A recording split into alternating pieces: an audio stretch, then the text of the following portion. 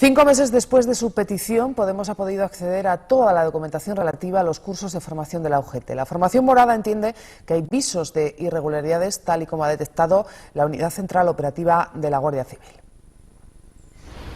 Podemos había pedido información al gobierno socialista para poder acceder a las 66 cajas con información sobre los cursos de formación de la UGT después de la denuncia presentada por la Unidad Central Operativa de la Guardia Civil. 5 meses después lo han conseguido. La formación morada asegura que siempre hay poco interés por parte del gobierno en facilitar información.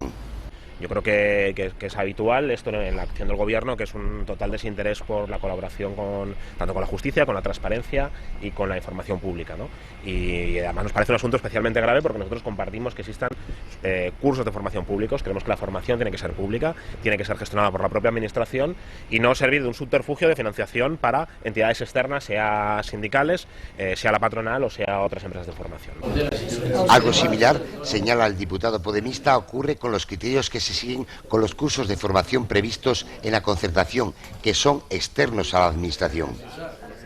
Que en un momento donde cada vez hay más críticas a cómo se ha gestionado la formación, que ha sido un coladero de dinero público, que no siempre revertía en la mejora de la calidad. Por ejemplo, estamos viendo una formación externalizada que está saliendo de media 20.000 euros más cara por curso que la formación impartida por los formadores públicos del Principado de los centros de formación, ¿no?